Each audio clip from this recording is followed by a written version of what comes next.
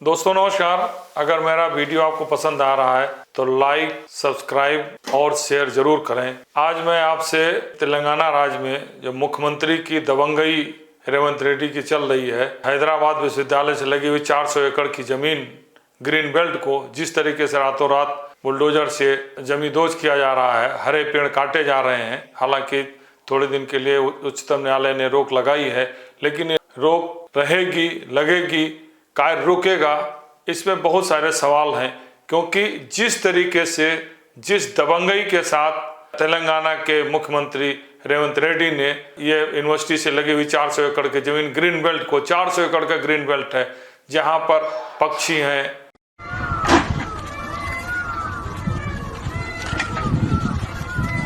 जहां पर मोर हैं, पर जो हिरन हैं और बहुत सारे जंगली जानवर और चिड़िया हैं, उनकी आवाज़ आपको जब बुलडोजर चल रहे हैं, रात में चल रहे हैं, अंधेरे में चल रहे हैं, तो उनकी आवाज़, उनकी पीड़ा सुनाई दे रही है।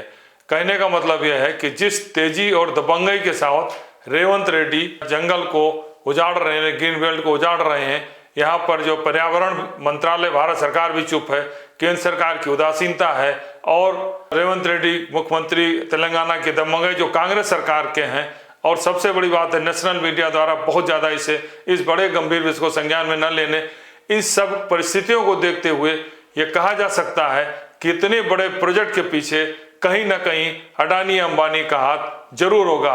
किसे मिलेगा ये तो समय बताएगा, लेकिन जो स्थितियां बन रही हैं, जो दिखाई दे रही है, नेशनल मीडिया की संज्ञान में न लेना, केंद्र सरकार की उदासीनता, रेवंत रेड्डी की दबंगई, क्योंकि कांग्रेस सरकार है और भारतीय जनता पार्टी केवल बयानबाजी तक सीमित है। हालांकि पार्लियामेंट में भी इस पर सवाल उठे हैं, उसके बावजूद भी इस पर कोई गंभीरता से पर्यावरण मंत्रालय नहीं लिया।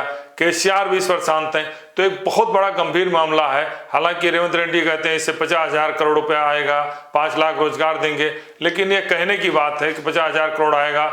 और सबसे चिंता का विषय है कि राहुल गांधी भी इस मामले पर चुप हैं, जो पर्यावरण के बड़े नजदीक पाए जाते हैं, पर्यावरण को लेकर तमाम सवाल उठाते हैं, मोदी सरकार पर कई तरीके से आरोप लगाते हैं। वो क्यों चुप हैं, ये भी एक बहुत रहस्य है।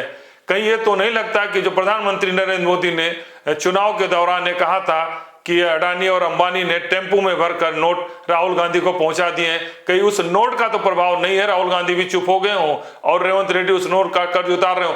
इन्होंने अंबानी अडानी को गाली देना बंद कर दिया।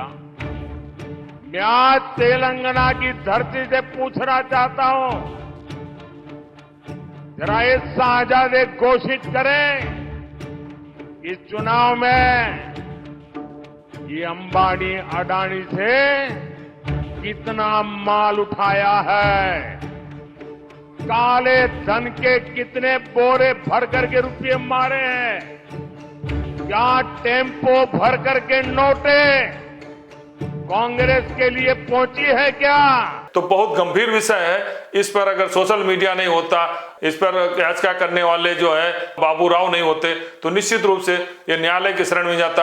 और सबसे बड़ी बात है, हजारों की संख्या में छात्र आंदोलन कर रहे हैं, उन पर लाठियां बरसाई जा रही हैं, और प्रधानमंत्री नरेंद्र मोदी, गृह मंत्री अमित शाह और भारतीय जनता पार्टी के पूरा तंत्र इस पर बहुत ज्यादा केवल औपचारिकता निभा रहा है, बहुत एग्रेसिव नहीं है। ये बहुत ही चिंता का विषय, इस तरीके से पर्यावरण का तहस-नहस होना। और सबसे बड़ी बात है, हृदय विदारक उन पक्षियों की आवाज, मोर की आवाज, हिरणों की आवाज, जो हजारों की संख्या उस जंगल में है, कि रात के अंधेरे में जब बुलडोजर चल रहे हैं, वहां पर मशीनें चल रही हैं, पेड़ काटे जा रहे हैं, तो उनकी आवाज, उनके दिलों की दहशत का भी अंदाजा लगाया जा सकता है। क्योंकि रेवंत रेड्डी जिस दबंगई के साथ यह कार्य कर रहे हैं, किसी भी कांग्रेसी या गैर भाजपा मुख्यमंत्री के इतनी हिम्मत नहीं हो सकती है बिना किसी बड़े बिजनेस ग्रुप के, चाहे अडानी हो या अंबानी, जो भी हो। लेकिन ये बहुत चिंता का विषय है, और बहुत सारे सवाल विश्वविद्यालय के छात्र लगातार आंदोलन कर रहे हैं, बहुत सारे सवाल पर्यावरणविद उठा रहे हैं। इस पर जरूर जनता को, देश को, उच्चतम न्यायालय को, पर्यावरण मंत्रालय को, केंद्र सरकार को, सबको संज्ञान में लेना चाहिए। और राहुल गांधी, सोनिया गांधी को इसमें हस्तक्षेप करना चाहिए कि कम से कम इस तरीके से पर्यावरण को बर्बाद न करें। धन्यवाद।